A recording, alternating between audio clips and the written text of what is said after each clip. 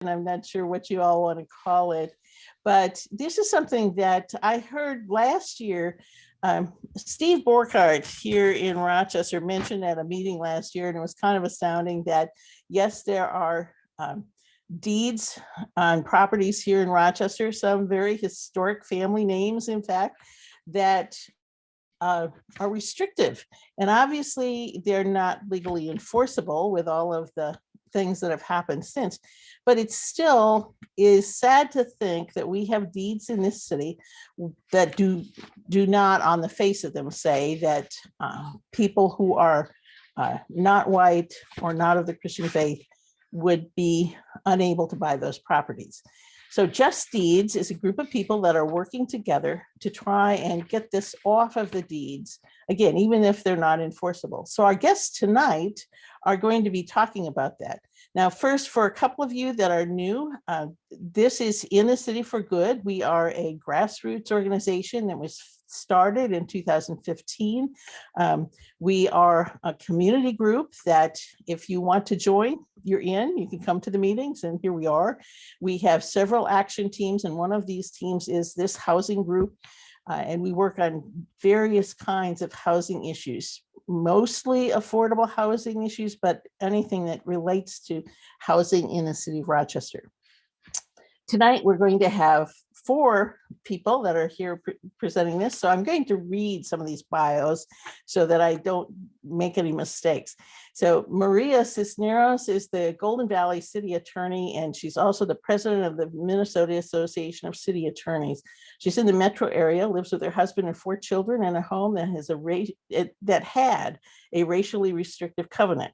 Her husband and children are mixed race Latino, and her family would not have been allowed to live in this particular neighborhood when their home was built in the 1950s. Not way back, but in the 1950s. Tran Nguyen, and am I saying that correctly, Tran? I forgot to ask. I realized I forgot to tell you. It's actually Jun Nguyen. So okay. My first Jun name Nguyen. is Jun Fun Jun. Yes. Okay, I'm sorry. See, you are just fine. She's currently serving as an assistant Rochester City Attorney, and prior to that, she was a 3rd District Public Defender. In her free time, she enjoys baking and spending time near any lake, river, or ocean with her family. This is kind of far away from most of those water sources. Although I noticed there's one of the B&B listings. Today we were looking for some people coming from outside Mayo, and all of the houses, it's really funny. It says 5 minutes to the beach. 6 minutes it must to be the Foster beach. Aaron's. And I thought, I hope somebody looks at the map, because they're going to be a little disappointed if they're going to come to this B&B because of the beach. And then we have Jamar Hardy. You are managing broker of I know how to pronounce it, Edina Realty's real estate office in on 53rd Street in Lyndale in Minneapolis. He's been working in real estate for nearly 2 decades and is a leading voice in the industry in the area of expanding opportunities for historically underserved communities. He has also been working a great deal with Just Deeds and working on this project. And he has, his appearances have included guest appearances on Edina Realty's podcast, where he encourages people to join the conversation around diversity and inclusion topics.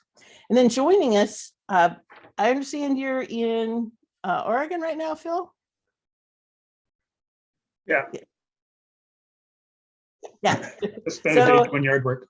Yeah. It's 70 degrees here. The, it's oh, I know. I saw some pictures yesterday of some. That's a value of, that's one of the things coming out of the pandemic, because we have these meetings and so people can join us from a distance. Phil has been involved with the NAACP since retiring, along with IIMA and Southeast Minnesota Interfaith Immigrant Legal Defense. I'll get that right. He also works with epidemiology with Mayo's Population Precision Science Lab. Oh, and by the way, he's also grandparenting as one of his major activities, right? So that's our group tonight. So I'm going to, so Maria, I guess, is going to be our lead speaker. If you have any questions or comments, put them in the chat box and we will go ahead and take care of that after they do their presentation. So Maria, you want to take it away? I'm going to try to share my screen here. You should all know that we did not get together and rehearse. So those of you who are also speakers, should move me along when you want me to change the slide and jump in and share whatever you want, whenever you want. Yeah, so Jamar and I are two of the people who were kind of at the very first meetings for the Just Deeds Coalition over the summer, last summer. And I'll share a little bit more kind of about how we got started and what we're all about, and kind of why we're talking about this topic. And then a little ways through the presentation, we'll turn it over to Phil and Jen, and they can talk more about specifically Rochester related things. And we're really excited to have Rochester as part of the Just Deeds Coalition. You're our first city that's joined outside of Hennepin County, which is really, really cool, because there's a lot of talk about, well, these can't exist in greater Minnesota. And I think we're going to find when we hear from Phil tonight that they can and do exist in greater Minnesota. And also, you're the first city that will be participating where we don't already have data from this other project called Mapping Prejudice, which is a project of the University of Minnesota. And so there'll be some interesting, cool things that you all will get to talk about how to do together as a community to kind of gather up the data to find where these racially restrictive covenants exist in your community.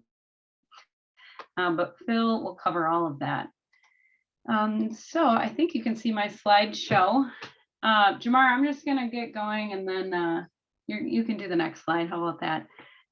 So this slide is just showing who the members of Just Deeds are right now.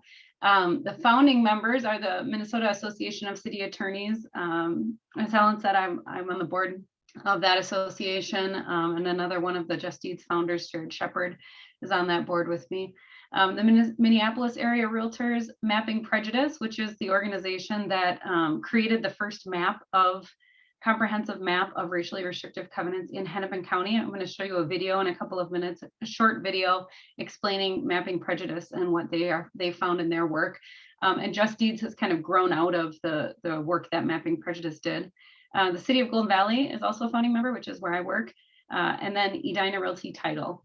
And then you can see we have a number of participating cities right now. And as I said, Rochester's our first non-Hennepin County city. Mapping Prejudice is working on a map of racially restrictive covenants in Ramsey County that they expect to have published over the next couple of months. And we've been talking to a lot of cities in Ramsey County about them also joining the coalition. Jamar, do you want to share about our mission? Yeah, and I'll freestyle a little bit here. I think the most important part of our mission, and it's funny because we had a recent meeting and we talked about just how much work we've done with this coalition outside of actually being in the same room, right? So over platforms like this coming together and really trying to do a good thing here. And I think, you know, starting with the what is really just about being honest in the roles of our industry and how everything gets kind of perpetuated through all the work that we do, right?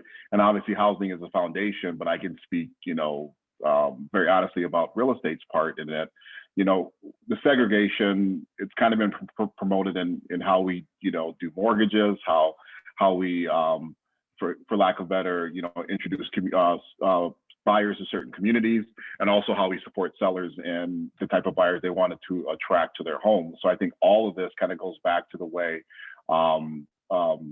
things have been set up.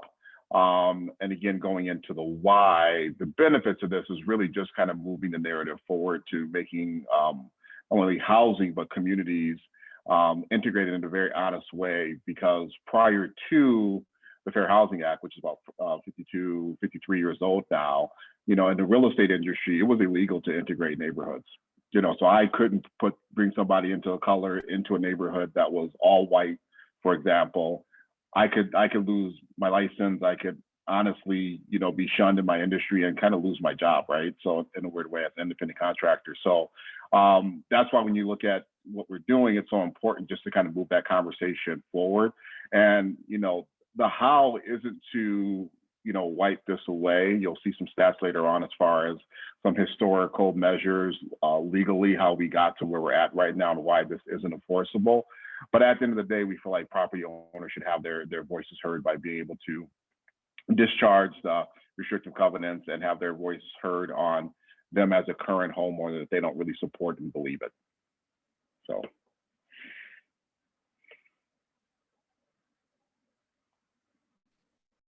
So what are discriminatory covenants? And I apologize for the shocking language on the screen, but this is just one example. I think Phil will share some examples from your community later on in the presentation. And it's terrible. The language is, it's awful. This is the covenant that you're seeing on the screen that's on my house that my husband and I discharged last year. But a covenant is a promise. So there are covenants about all sorts of things. All the promises you make when you sign a mortgage, those are covenants in your mortgage document. So there's nothing extra special about these covenants, except that they had to do with race. And in some cases, religion as well. They excluded people from living, occupying, leasing, purchasing land based on race or religion. Whether it's based on race or religion and what terms the covenants use to describe somebody's race or religion vary over time. But we know that the Jewish community was impacted by this practice. All BIPOC folks were impacted by this practice, and 100% of the covenants found in Hennepin County targeted African Americans. I think the next slide is going to be my video, I'm pretty sure. All right, so I think I have to stop sharing and reshare so that you can optimize for sound.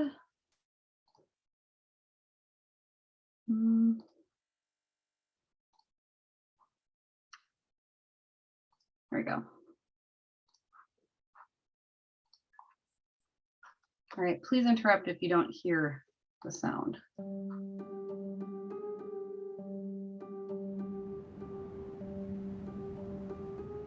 A new survey finds Minneapolis and St. Paul among the worst places for Black Americans to call home. The racial inequity in this state is horrific. When we think about wealth inequality in the United States today, that's directly attributable to problems associated with housing and denial of housing.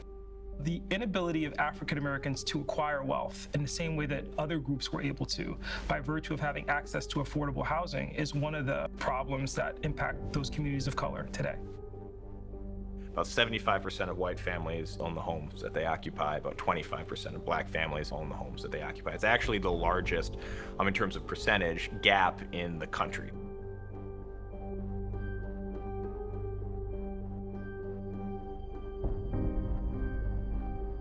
The major impediment to civil rights for African Americans' economic opportunity are these racially restrictive covenants, private contracts between individuals that allow them to dictate to whom they'll sell their property.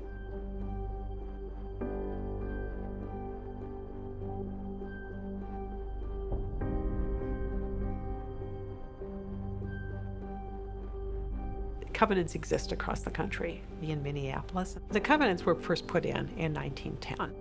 At that point, developers could start buying up large sections of farmland that had joined the city. When they start selling off the individual lots, that's really when their racial covenants kind of injected into the property record.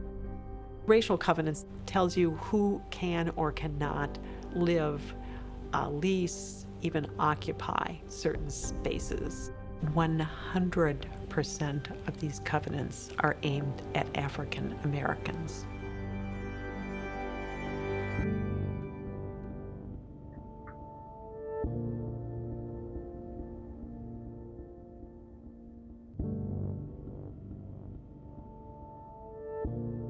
The FHA, they made color-coded maps of all the largest cities in the United States, and they broke cities down into 4 different areas. Red is considered hazardous, that's the worst. Yellow is considered definitely declining. Blue is considered still desirable, and green is considered the best. So areas that were predominantly African American or majority minority, or really in a lot of cases, even if there's a few non-white people there, that's often enough to be redlined. The FHA refused to give an area a green line designation. Again, this is the best designation that they'll offer unless, and I'm quoting again, restrictive covenants are already in place. That line's from the FHA underwriting manual. In a lot of ways, the practice of redlining, which didn't start until the 1930s, institutionalized and spread racial covenants all over the country because suddenly developers got sanctioned, they got direction from the federal government saying, this is best practices. Our community was redlined. Simple as that.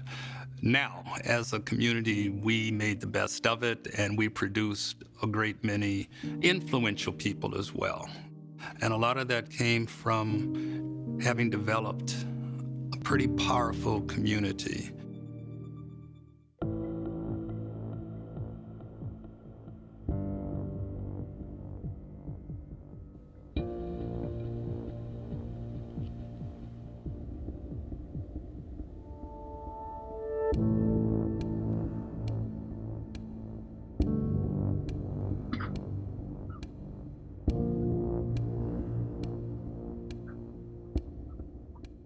Fourth Avenue was now referred to as Crack Avenue. Up and down Fourth Avenue throughout the neighborhood, there were tough times. This very persistent myth that northern cities never had formal segregation. The South had Jim Crow, and look at those signs.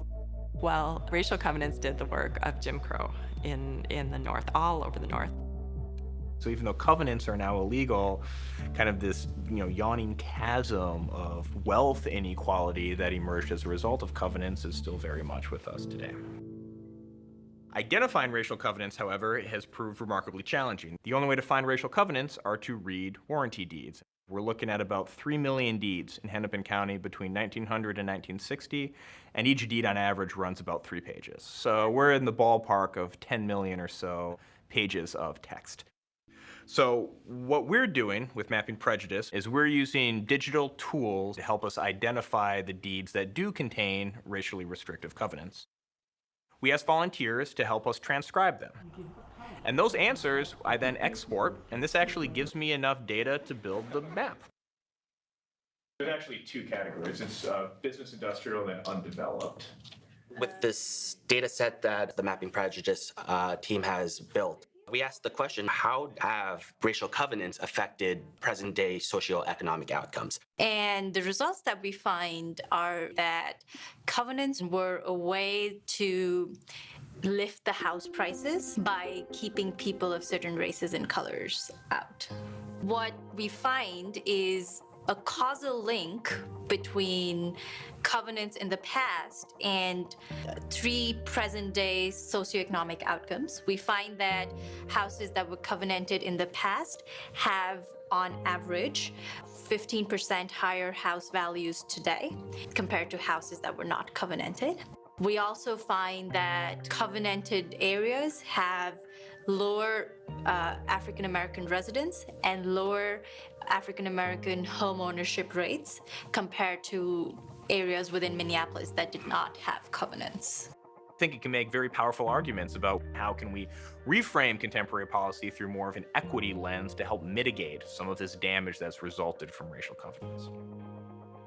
And I want everyone with this map to imagine themselves in this landscape of privilege and disenfranchisement.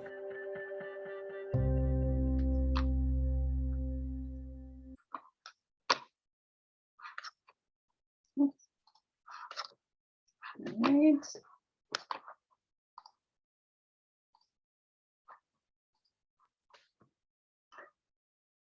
So if you like what you just saw, there's a hour-long version of that video. That was just the short version. But what you're seeing on this slide is, and Jamar knows more about all of this slide probably than I do, but what you're seeing on this slide is the fact that this practice happened all over the United States. It was not just in Minnesota. And you can see there, based on the size of the dots, the prevalence of redlining, and you can assume that where there was redlining, there were also restrictive covenants, since, as we just learned in that video, the use of restrictive covenants and redlining kind of went hand in hand, because the federal government was doing the redlining based on whether or not there were restrictive covenants in place. Do you have anything to add, Jamar? Yeah, the other thing I would add when you look at this map, and the mortgage industry again, uses this and they frame it in FHA loans. So, it's safe to say where you see those hazarded areas, those are where most of the FHA loans exist as well. Which, not to get in the weeds on just the lending industry, but the hurdles to get a home for a lot of people to build wealth is hard enough, especially to save money, things of that such. But then you get into a loan like an FHA, which isn't the best loan out there. And they really use the credit system to, again, kind of redline through the process of getting a loan that really kind of buckets people, in those areas as well. So to Maria's point, we talk in our industry very well about if you can get a conventional loan, if you can sit down and save a little bit more money, take some more time, it's going to be a better loan off bat instead of kind of getting pushed into a FHA loan that really, again, spotlights these areas. Yeah, if you want to take a deep dive on that topic, there's a book called Race for Profit that talks a lot about what the author describes as predatory inclusion, which is a really whole other interesting deep dive you could do about, when you have public-private partnerships for inclusion, there's always an element of money making that's happening. And so there has to be a lot of thought about how those partnerships happen. Otherwise, there will be people who take advantage. And so you can see Race for Profit kind of goes through, the era when the FHA was new and talks about how developers and realtors and lenders kind of found loopholes and included people, but in a very predatory way that was not designed to help them accumulate wealth. It was more designed to accumulate wealth for the private interests. This is going to be my last motion slide, then I'm going to flip back to the other view, but hopefully you can see this is the map that Mapping Prejudice created, and what you're watching is a time lapse of racially restrictive covenants as they appear in Hennepin County. You can see we're up to 1925 now, and you can see how the covenants spread over time. This might be useful in Rochester as you all start to look at where these covenants exist in your community. There are some patterns you can see here. The first is that these covenants create a ring around certain areas of Minneapolis, sort of a wall between Minneapolis and the red line neighborhoods in Minneapolis and the suburban communities. Another is that the covenants exist a lot of times very close to bodies of water and other park amenities. And then the third is that they also exist kind of based on convenience. So like in Golden Valley, where I work and live, they exist around the golf club. You can see in this slide right now in Edina, they exist around the Edina Country Club, and they're around a lot of times the downtown area. Oops, I'm going to do a reshare so that you can hopefully read words better. I think this.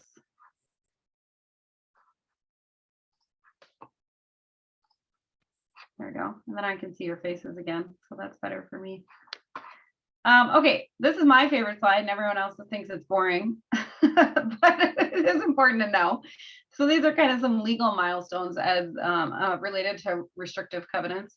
So we learned in that video that the practice of using restrictive covenants started in the early 1900s.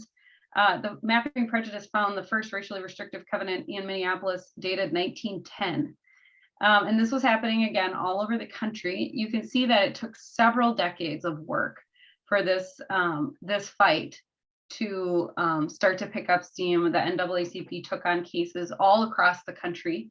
Can you go back to the slideshow thing? Oh, yeah, we're just seeing your PowerPoint right now and not the full screen. Oh.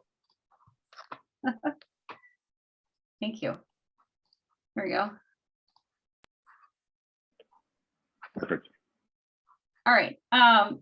Yeah, so it took several years or several decades of work to get this litigation off the ground and make it all the way up to the US Supreme Court, which finally happened in the case of Shelley versus Kramer in 1948, which was actually a bundle of 3 cases from a couple of different cities.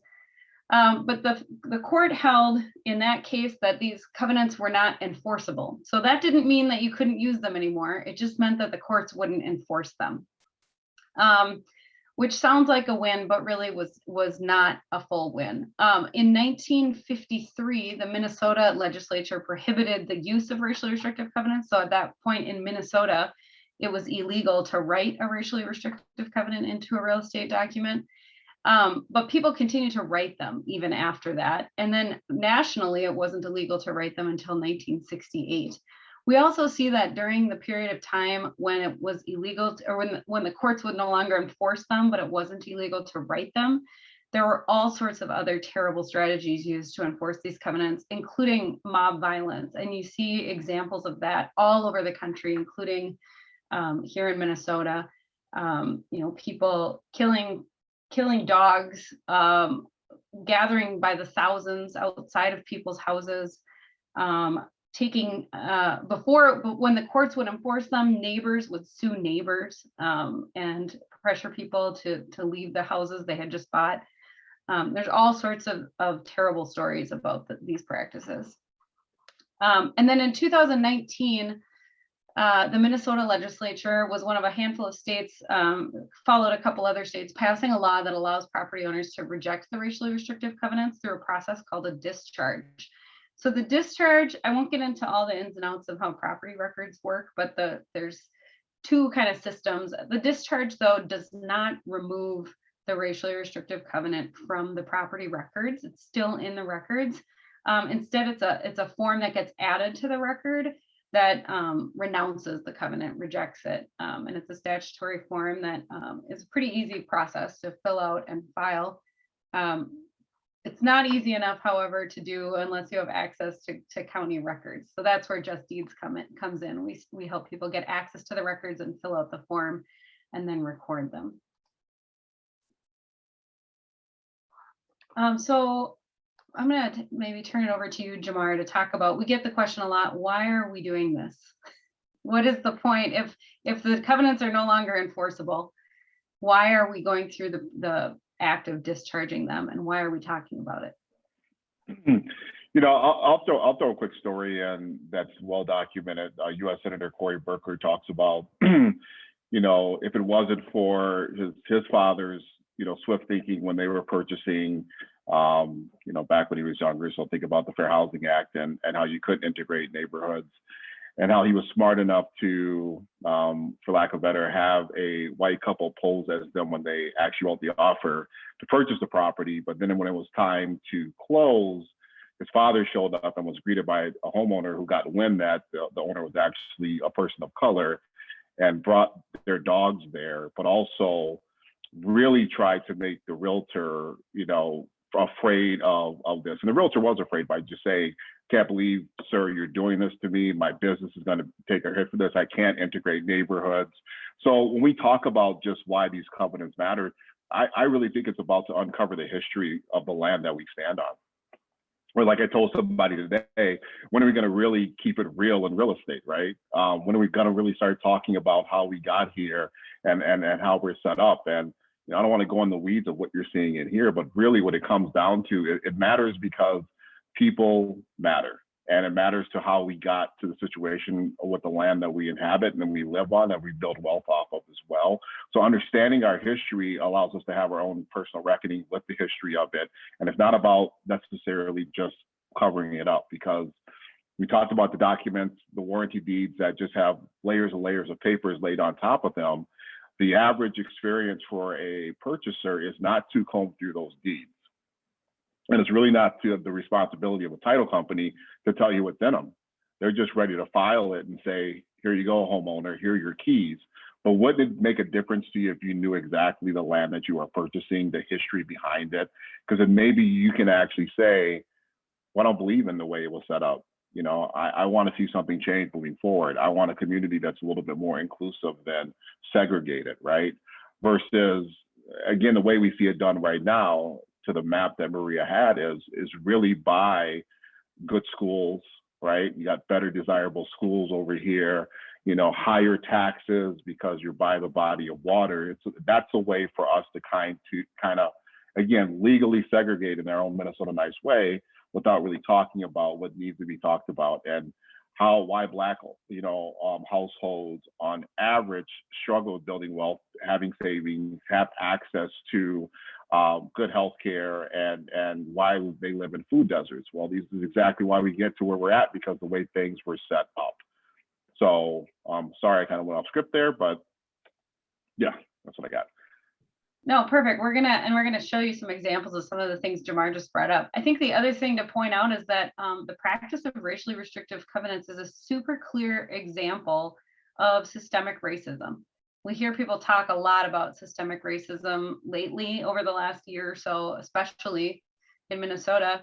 And I don't think it's always quite this clear what it is we're talking about, but this is a really good example we've seen. And we hope that once people engage with this example and start to understand how we're talking about not just individual actions, but the structure, the system itself.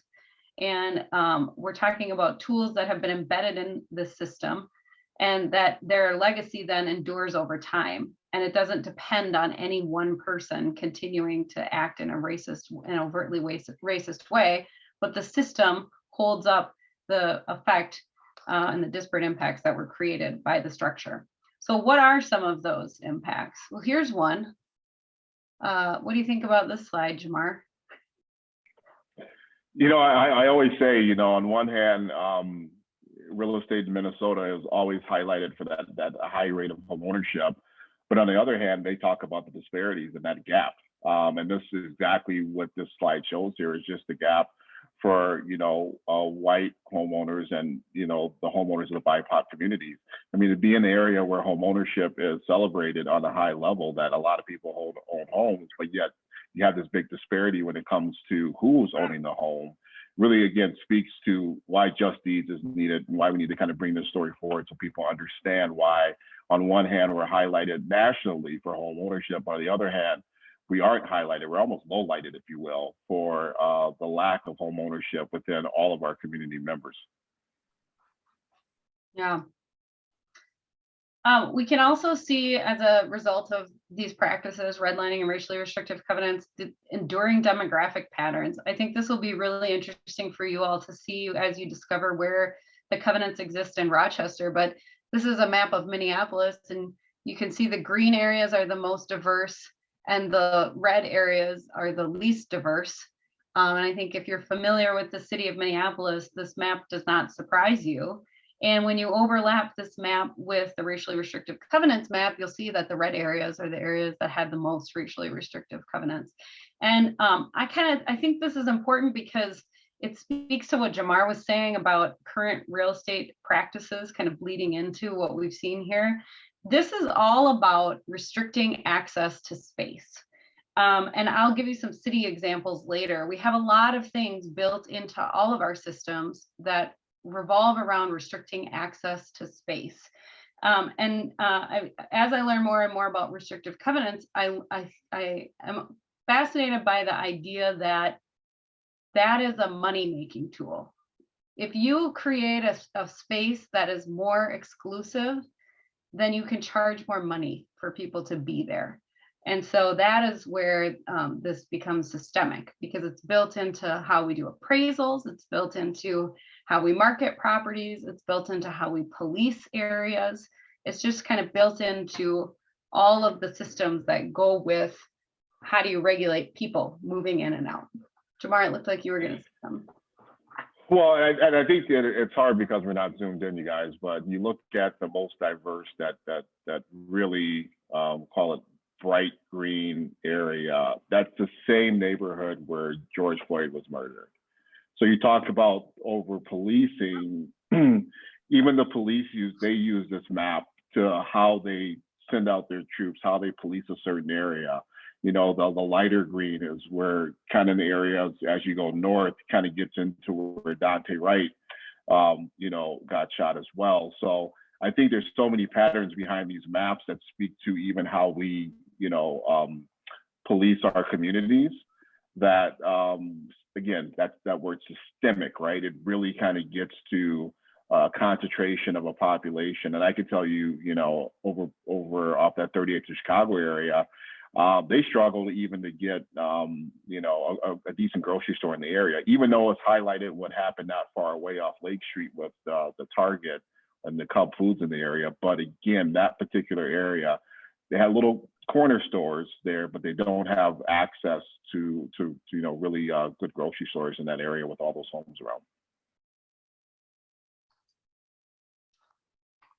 So we also see economic impacts, which again is related to restricting people's movement or ability to own property in certain spaces. Because if we create a system where exclusivity is worth more money, then the people who have access to buy property in those exclusive areas will amass more wealth. And that's exactly what we've seen happen over time. And what you're looking at here is a map from the Met Council. Can you guys see my pointer moving? Yeah. So here's Minneapolis, the map we just looked at. These purple areas are areas of concentrations of poverty. And these other gold areas are concentrations of affluence, according to the Met Council. So like I live like right over here. And all of this right here in Mapping Prejudices map is a big wall of racially restrictive covenants. So you can see how the economic impact has endured over time. And that's not just because of real estate practices. Government has made investment decisions based on these demographic patterns, and the result is what you see on this map today. And what does that mean for the people who live in these spaces? Well, it means less access to environmentally healthy space. There's studies showing that the temperature, maybe I'm kind of talking about another slide ahead of time, but the temperature in certain areas, in redlined areas, is higher in the summer in Minneapolis than it is in like South Minneapolis around the lakes. As Jamar was saying, access to certain businesses, access to grocery stores, access to stable employment, all of these things are limited based on where you live. That's why we see that people's outcomes are so closely linked and can be so accurately predicted based on the zip code that they live in. Yeah, here's the one I was getting into a little early. There are all sorts of health impacts.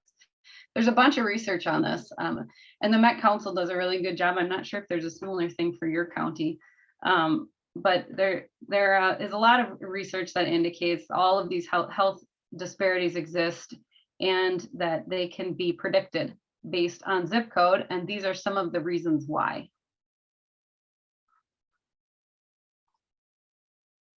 Another thing to think about is infrastructure. So this is where kind of government gets in the game, because government makes decisions about where infrastructure goes.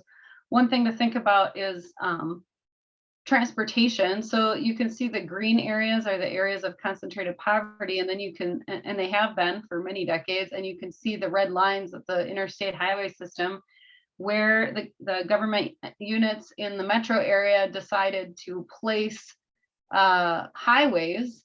And you can see in several cases that they cut right through these areas that are predominantly populated by BIPOC folks. And the Rondo neighborhood over here in St. Paul, where 94 goes, is a really appalling example of this. So they cut the channel. It's like a channel that goes down to run Highway 94 to link Minneapolis and St. Paul. There was an alternative route that was suggested by one of the more vocal engineers on the project at the time, which was to go next to the railroad because it wouldn't disrupt any housing areas. And instead they decided, it's a more direct route. Let's just go right through Rondo, which was a thriving Black neighborhood at the time. And they condemned blocks and blocks of houses and cut right through that neighborhood so that people were then unable to reestablish the links, and the businesses kind of went away, and it just decimated the neighborhood. There's a really good PBS, I think it's a PBS, either PBS or TPT documentary about the Rondo neighborhood.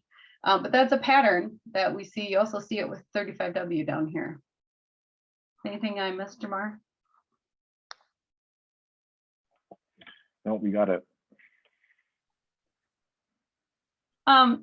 So speaking of government, and also speaking of the Just Deeds mission, we're here to be honest about what's happened, and to try to fix going forward and to try to change going forward. So one thing that I think about a lot as a city attorney is zoning and planning. That's a big part of my work for the city. When I was going through city records, first of all, I noticed that the city owned 61 properties that had racially restrictive covenants. So then I was going through the documents to discharge those covenants, and I spent a whole afternoon looking through all of the documents. I have a 4-year-old friend here who just walked in, so we may have some disruption. And I noticed something. So what you're seeing here are some minutes from a planning commission meeting from the city of Golden Valley. And these were the conditions that our planning commission and city council voted to put on a neighborhood development in the city of Golden Valley. And if you look here, you see there's letter G has a racially restrictive covenant.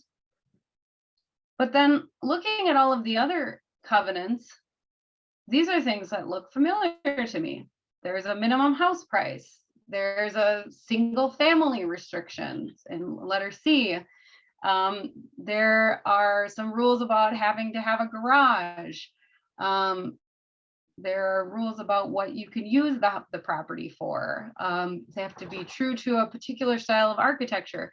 So at the time that these were written, the city of Golden Valley didn't have a zoning code. But shortly after this, they developed a zoning code, and many of the requirements in the very first zoning code are similar to the requirements that are in this document. And we kind of see that again and again. There are tools again used to create exclusivity that are part of the documents that contain racially restrictive covenants. And those same tools, although not the explicitly racist piece, but the rest of the tools kind of get picked up right out of these documents and plopped right into the zoning code. And so they're still creating a similar exclusivity effect today, which keeps our neighborhoods segregated, which is why you see Minneapolis experimenting with getting rid of single family zoning, for example. I think at this point, we're going to turn it over to Phil. And Phil, you just let me know when you're ready to have your slide changed. Okay.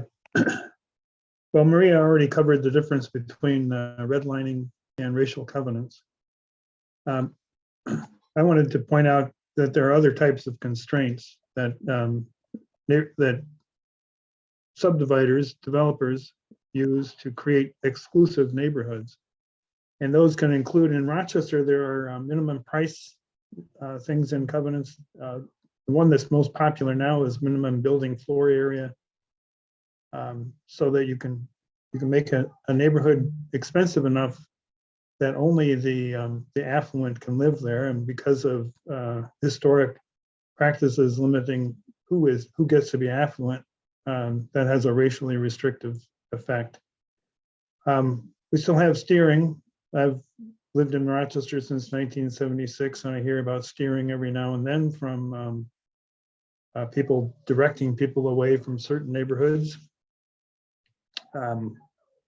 Loan practices and neighborhood issues. Neighborhood issues would be, for example, somebody proposes some sort of mixed use or a change in the use of a neighborhood, and a part of a neighborhood, and the neighborhood is alarmed because of the effect that'll have on their house values or whatever.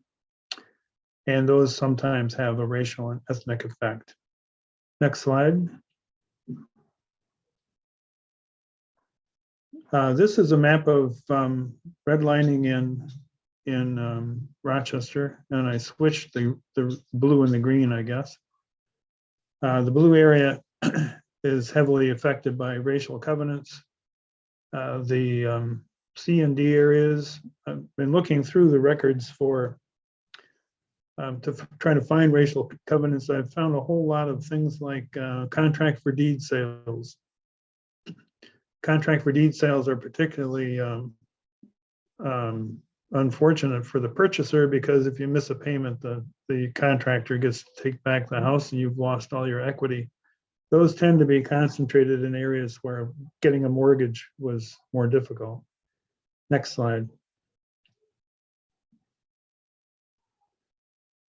So I'm not pretending to do this on my own. In fact, what I think would be great would be for everybody who hears about this presentation to look at their abstract and let John Wen know about their willingness to participate in a mapping prejudice project here. But trying to experiment with how it would be done without transcribing every one of the parcels that could conceivably have a covenant, I have explored some. And here's the results so far. There's a subdivision in east of 11th Avenue Northeast, for those who are familiar, north of close to Jefferson School. There's one in southeast Rochester, northwest of Horace Mann School. There's one along Marion Road, DeWitt subdivision, planted in the late 40s. And then there are a large cluster near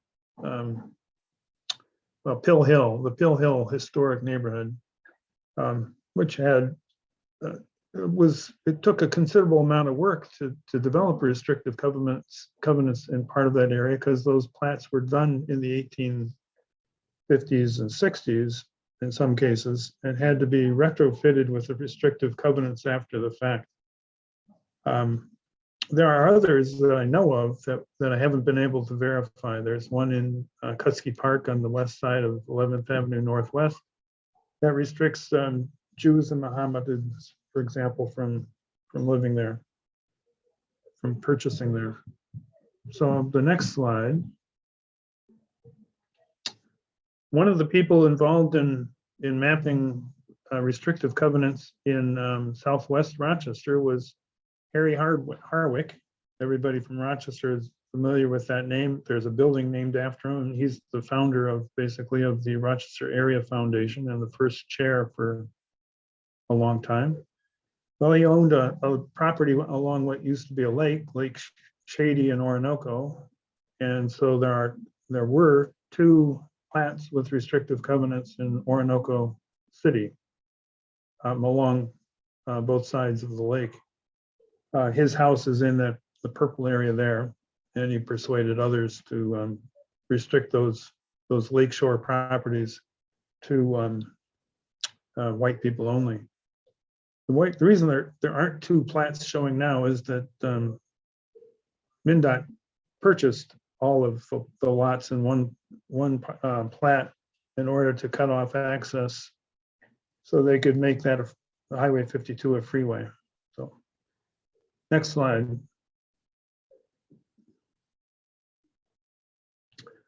This is an example of a racially restrictive covenant in Belmont Addition. It was platted in 1915, and people involved in doing this retrofitted it with a racial restrictive covenant in 1929. So it's an attachment to the plat, to every lot in the plat. And the language that's down there is on the next slide.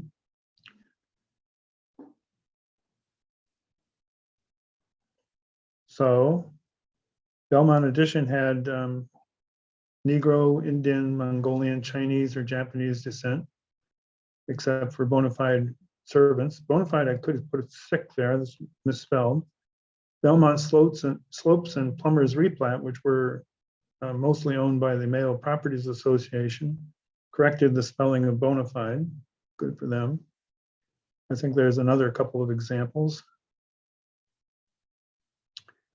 Head and McMahon's and Williams, Healy, and Cornforth. So this was signed by Harwick, Harry Harwick, and William J. Mayo on behalf of the Mayo Properties Association, and 90 or more people, plus people who already owned parcels in the area. It was recorded in 1932, and these plats were way earlier than that. So again, they had to go lot by lot and talk people into signing them. And they restricted the sales to this group here. Thurber's first is includes Moorish and Turkish, and anyone of African blood or descent, which, since we know from modern anthropology, would mean basically anybody of earthly origin. So, and I think that's it for me, unless there's another slide. Oh yeah. So modeling ourselves after Hennepin County, we first need to map these, and I think mapping it is important for just making a record of how we've ended up with the situation we have ended up with, and one of the natures of white privilege, basically. So our steps would be to do all these things here, creating a GIS layer of complete record. I've started that.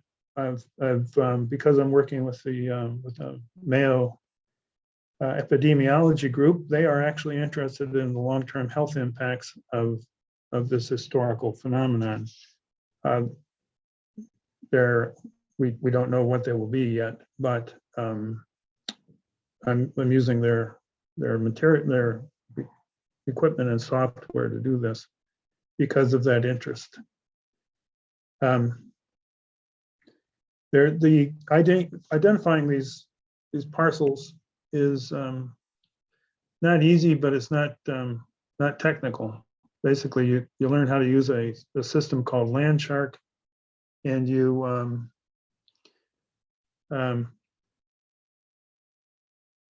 read through a bunch of stuff and figure out whether or not there's a covenant. I want to point out that Paula Harden sent an email about, and I just saw that flash on the screen, about disability, people with disabilities being excluded from a large share of the housing stock. That's certainly true. And discrimination is wrong in all of its forms.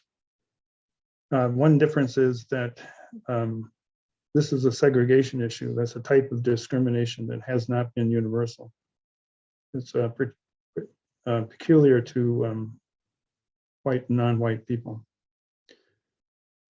So I think that might be it for me, Maria. And then, so I'll take over here. Thank you, Phil. So, with all of this education, we want to build on the information. We want to build on getting the word out to the community. And Maria and Jamar, they've done so well with that. The city of Rochester. So I'm basically, what we'll be spearheading is we will kind of be the hub for the Rochester operation. We have, the director of equity and inclusion working with everyone, our communications coordinator. For the city attorney's office, what we're going to be doing is training in attorneys and other title volunteers that will help with the discharge process. So just a little bit to back up as far as where Just Deeds as a project is going in Rochester, we have, there are going to be two simultaneous phases. As Phil was talking about with the mapping, we're hoping to, kind of partner with Mapping Prejudice in order to map out our community. And at the same time, we will end up training in our volunteers, getting our discharge process going. We're still in the very early stages of getting everything set up as far as intake forms and databases, so that homeowners and community members can contact and reach out to us in order for us to get going and basically connecting you with an attorney or another volunteer to help get the process started. I know that with the city of Rochester, what we're going to be really focusing on is working with different resources, different community groups, such as the library, obviously, our group here tonight, and educating our community on why this matters. Kind of the same, a lot of the same information that Maria has gone through in her presentation today. And then there's a secondary phase of, once this project, comes to near its conclusion, what does the data reflect? How do we build a better, more vibrant community here in Rochester? So I've been, as far as the discharge process, we will be looking into, like I said, the database. We have very interested volunteers in the legal community, not only with private attorneys, but also I've been in contact with the Mayo legal team and the IBM team, where we have a lot of resources that we just need to get them trained. And what I can say is that, Maria I'm pretty sure you're training us in. Yep. So once we get that going, be on the lookout for, just the next steps as far as how to discharge the covenants. And am I missing anything, Maria? The education portion of it, I feel, is the more important step at this moment, and as we're trying to, get the word out. So my part is very small for the time being. Yeah, I think I would just add, we're looking forward to seeing how this evolves for you all. The whole purpose of this is not to say, great, we have a solution, we discharged these covenants, we solved a problem. The point of it is the community conversation that you're talking about and the community involvement in the process. And I'm sure that as you go through the process of discovering where the covenants are, you'll learn about your neighborhoods and your community. And then as you go through the discharge process, you'll also learn some more things. I've got my blurry little friend here. It's William. So this has been very, very helpful, and you're starting to talk about some of these things, but maybe could you spend a few minutes on how those of us in an organization, okay, good, here's a slide, okay, what we can do. And this is something that I will try to get these out to people in our group so that they can link it to those places. But as individuals, I think it would be helpful to know where we can go if we want to be more involved. And then my other question is that, well, first of all, Jim Miner, you had a question on here that just to clarify that the discharge will still keep that historic record. So we're not destroying the fact that this happened in the city, right? I mean, so we do know that, so we're not erasing it and saying, oh, this never happened, right? So it's just the discharge adds to the history, right? That's correct. Okay. And then my other question is that this is a very good educational process, but how will putting discharges on these properties as we find them, how is that really going to resolve some of these other issues that continue?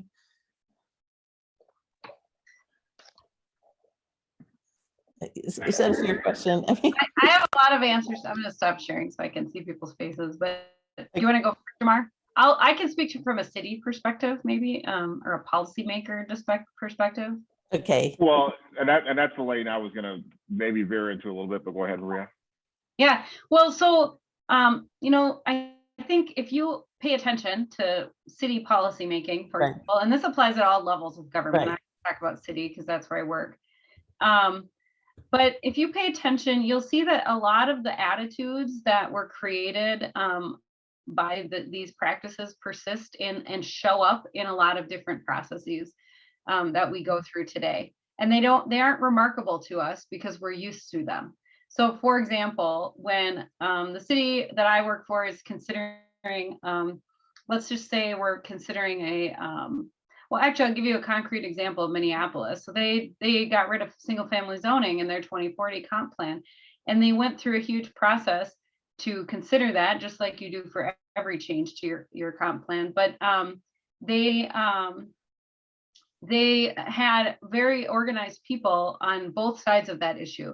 Should we get rid of single family zoning or should we not? A lot of the arguments you hear on the side of no, we shouldn't get rid of them are things like it decrease property values. It will create more crime. It will clog up traffic. Those things are not necessarily true. we accept them as true when we hear them because we hear them all the time.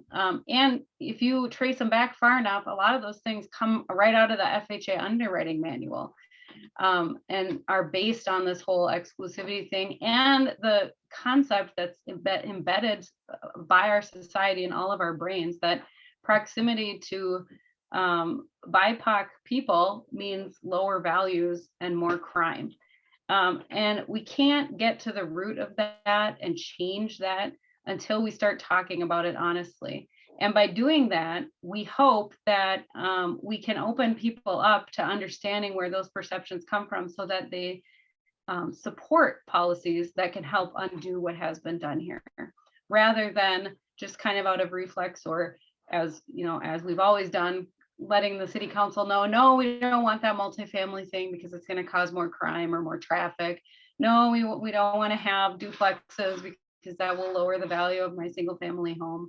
We have to start to question those things, figure out where those concepts come from, and then start to, you know, dismantle that system so that we can push forward some of these policies that will desegregate our communities. Right. Ray, you had a question? Well, I was just going to make a point. Phil talked about redlining and the way that that we have done zoning as a method of continuing segregation. But the reality is that today we're publishing police statistics, police calls. In Rochester, they end up even being put on the Post Bulletin website, and they're on the police, the city website. That's another method of redlining, basically, because you can take those police calls and you can show areas where the police are called frequently, even though there are perfectly good reasons why there are. It's a way of saying to people, oh, you don't want to buy in that neighborhood. So I think we have to question whether that's an appropriate use of public dollars to promulgate that. Can I respond to the other? Yes, thanks, Phil. Before I get to Ray's thing. Mm-hmm. Your question was, what do we do with this information? And the answer is it's a first step. We have said that we want to be a inclusive neighborhood or an inclusive community. And we ought to recognize that you can't have an inclusive community without inclusive neighborhoods.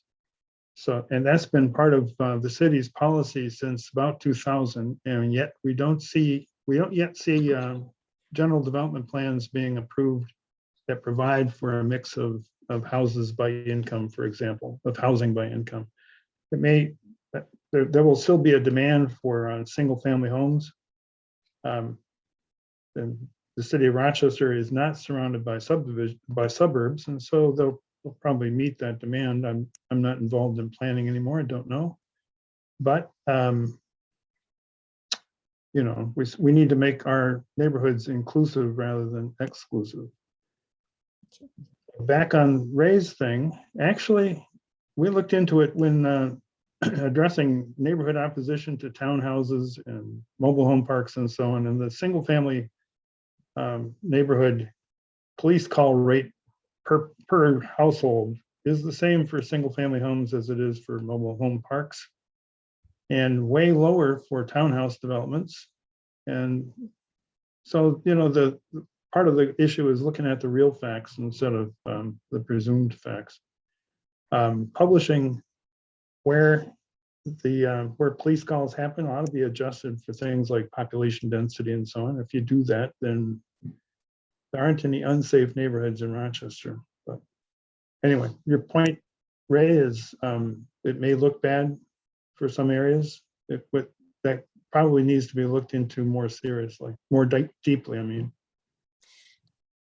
I had a question raised to me at a meeting last week that I'm thinking may be a continuation of some of the things that you've talked about, that we don't redline anymore, but we still have ways to go around this. And I know we've got a couple of people here in the real estate industry online. But in this very, very tight market, I was told that a person was told by the realtor that, well, if you want to be one of the people who are out of the 12 people that are making an offer on this home, you need to write a letter that says who you are and why you'd be a good neighbor. And they asked me, and this is a pretty conservative person actually, and they said, well, is that really going to be right? Can I do that? Is that a way that they're going to be looking at who can buy this? And so you realtors, you can talk about this, but that is one of the things that apparently, and they said that they had heard, and again, that's hearsay, but they had heard other people who'd been asked to do the same thing. Tell me about that. Do you want me to go? Sure. And then we'll let all of them. I think Eric will tell you the same thing. We are told, I would guess at least once a day by some email or some text that no, you should not be writing love letters. And if you do write love letters, do not mention race, color, creed, religion, or anything in there that would even be remotely responsible for being suggesting that what you might want or what you might be. For example, my kids are going to St. Pius, and this is close to St. Pius, and so I really enjoy that. And the people that are selling obviously have, you run through the house, you see the Catholic memorabilia in the house, and so that becomes a potential discriminatory practice. And so I hate them. I hate the love letters. I don't like them. I've had a couple of people write them. I've looked at them very briefly, and there's nothing in there that would be discriminatory. Saying we like your house and we'll take care of it just like you have. And that's probably okay. But I think we're told that, and I can't tell you that our people aren't doing it because people do things strange all the time. Eric, what's your take on it? I don't have a lot to add, but I will tell you, yes, at every new member orientation, we go over buyer love letters as they've been dubbed. And obviously we're kind of at the mercy of whatever the broker says, because that's ultimately who's responsible for the member. But we are adamantly opposed. But of course, that's coming from somebody who would love to figure out a way to remove purchasers' names from the purchase agreement. Yeah, so I was just going, because I am a resident broker in the room, so I could help you with that one, Eric. To your point, there is an opportunity to have a conversation with real estate agents on how to counsel both buyers and sellers on how to present their offer in a way to where it's really just on the facts, right? So to your point, before you even get to a love letter, you know, if my name is Abdul Rahmar, right away, that's going to send a red flag to somebody who maybe is not comfortable, you know, with maybe my name, because it sounds maybe a little too Muslim. And they may put me in a pile over here, regardless on what, you know, my credentials are around the money I'm bringing to the table, right? So I think it does start with erasing the names. I also think a great way of counseling real estate agents around this very topic is, we'll accept love letters, but they will not be a part of the presentation of the offer. So really, when it comes down to the facts, we look at everything side by side, the key highlighted points. And then when it comes down to accepting the offer, then you can present a love letter and saying, and these are the people whose offer you accepted, right? Do it in a way to where you are counseling them and steering them away from, you know, really violating fair housing laws, right? And I think as agents, we hide behind the fact that we have to do what our seller tells us to do or what our buyer wants to do, but we do a lot of educating, if you will, to both buyers and sellers on what type of market you're in and how to gain an advantage in a tight market like this. So we just have to have a little more direction, to Eric's point, kind of coming from top down. That's why even the coalition like Just Deeds, we had an opportunity to sit with the Department of Commerce a couple of weeks ago, and they are an ally. You know, Eric maybe knows about this as well. You know, one of the required modules for us to continue our keeping our license active next year will be around, have a racism and real estate component around it. If Rochester hasn't tapped into that racism and real estate class that Retails has, even to bring into your community to go over some of these things that we had, it's a free class. I think you do it, right? You help people kind of get there. You don't shove it down their throat. You really help them get there by giving different perspectives. And that helps people understand why these missions are so important for your community. And by the way, you know, if you guys aren't talking about the fact, I'm sure you are, that Minnesota has the largest Somali population outside of Somalia. That tells you where we need to go. And I know there's a high level in Rochester as well of that community. So we just have to get there because it's happening right in front of us. And unless we're open to being agents of change or communities of change here, we're going to still have these same systemic issues as our BIPOC communities grow right in our current communities. Well, I thank you all for your presentation. And will these slides be something that we could share that you could, well, you said it was, well, without the video, would it be small enough to put it into an email? Yeah, I can take out the video slides and then email it over. Right. Well, especially I think those pertinent specifically to Rochester would be, but all of the presentation was helpful, but then I can share it with our group as well. And meanwhile, then, and in there, the Just Deeds and the two email, websites are there for more information if people want to start to see how to become more involved. So thank you very much. I just make a pitch. Yes, anybody Bill. who's I'm on, sorry. From Rochester who's on the call or looks at the call, check your abstract if you have access to it, and then if you find a restrictive covenant, or even if you don't, let John Wen know, and she can get it to me and I can map it. That'll save us a lot of time. And Nancy Zaworski had mentioned that she was going to look at their church's abstract as well, because, and that's probably, if we have opportunities to look at our churches or other groups that we're in, their property deeds, that could be another way to look at this. So again, go ahead. One thing about it, these covenants had no value at all unless they involved a neighborhood. You know, you didn't become an exclusive house. You had to have your neighbors also. So we find one, we find a whole bunch. Yeah. It's very, very efficient. So yeah, that's a good point. That's right, because in a lot of these, I live in an area where it was a developer. So yes, so obviously the whole parcel would be together. I'm going to, we're getting close to the end of our time. If you have questions for our presenters, I can pass them along. Just send me an email. I wanted to take a couple of minutes just to talk about a couple of things coming up so that we know where we are. Our next meeting will be on June 14. And the market right now, we all know, is a little compressed, shall we say, Jim.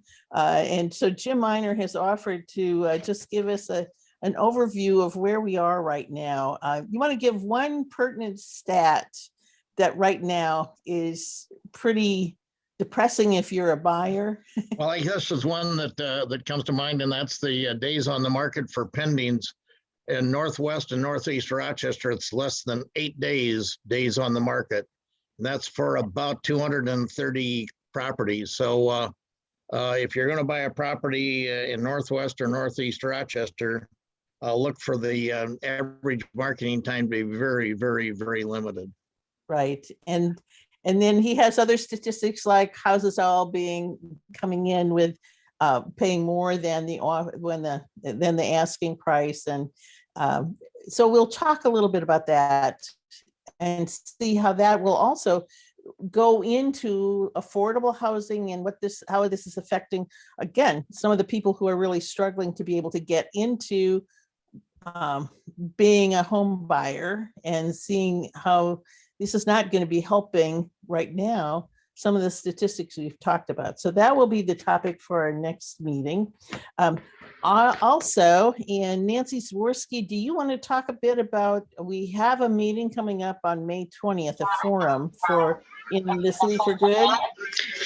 Sure. Are you there, Nancy? Yes. Okay. Do you hear me? Yes. Yeah. Okay.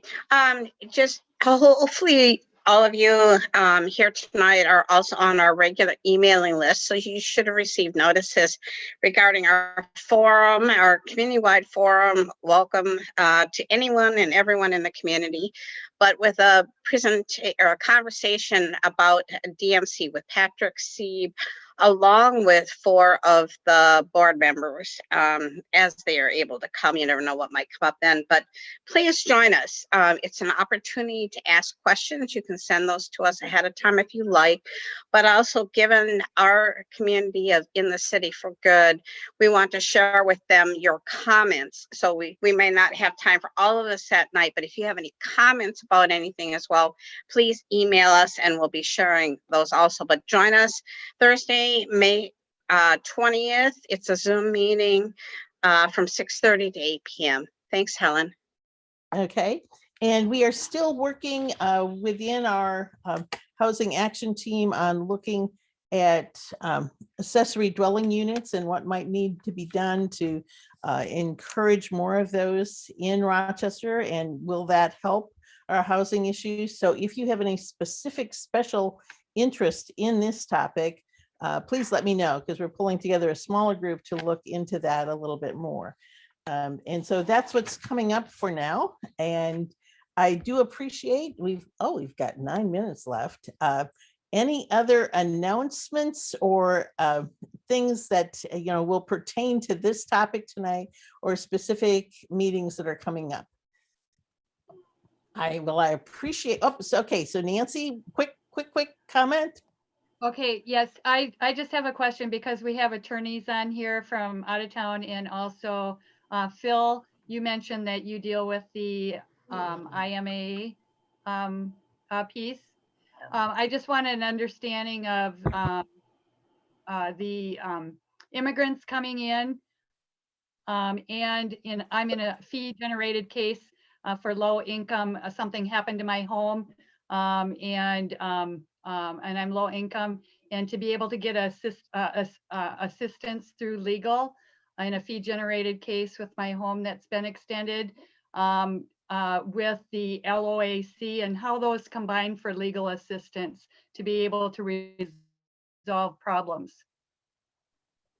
I'm not sure if anybody here is quite prepared right at this moment to talk to that question.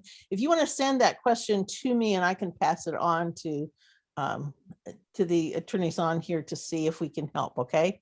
Because I just want to clarify, I'm not, IMAA is a very fine organization that does, has legal advice, counseling and so on. But my organization is the Rochester Interfaith Immigrant Rights Coalition. Right. And the Southeastern Minnesota Interfaith. And all we handle is immigration. The Legal Defense SMILE organization only handles legal defense for people in removal proceedings. Right. Oh, okay. Yeah, so, yes, and I'm sorry, and I did misspeak. Phil had given me the right information. I just didn't say it right, and I apologize for that. Because with SBA for small businesses, that along with LAOC, I think it is the acronym. There's free legal counsel for low income or small businesses, and so I thought that's and that relates also to immigrants coming in for housing. So I just thought maybe you could answer that question along with the legal people that we have here. Right. No, I think that probably that's for another time. But if you have a question and you want to forward to me, I can pass it on and see if we can get a place for you to go to for that. So. Okay, thank you. All right. Well, thank you again to our speakers. Ellen? Oh, I'm sorry, Eric. I have one completely unrelated announcement. Okay. CMAR is in the midst of our giving campaign. So if anyone on the call is so inclined to go to our website, which is semnrealtors.com, front and center will be the link to the For Giving campaign. We are trying to raise $10,000 for Hiawatha Homes and Bear Creek Services, of which the CMAR Association will match those funds. So we are in hopes of raising $10,000, which we will match and make it 20 to both of those very good organizations.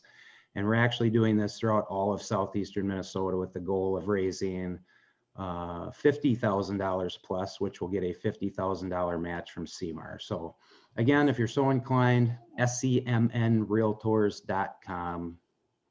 Okay, right, yeah, that's right. So I always get it right. So SEMN Realtors, and Realtors is written out, right, .com. Yes, yes, thank you for the pitch. And thank you, Eric has been kind enough to be the person who's been setting up our Zoom meeting. So thank you very much for that support.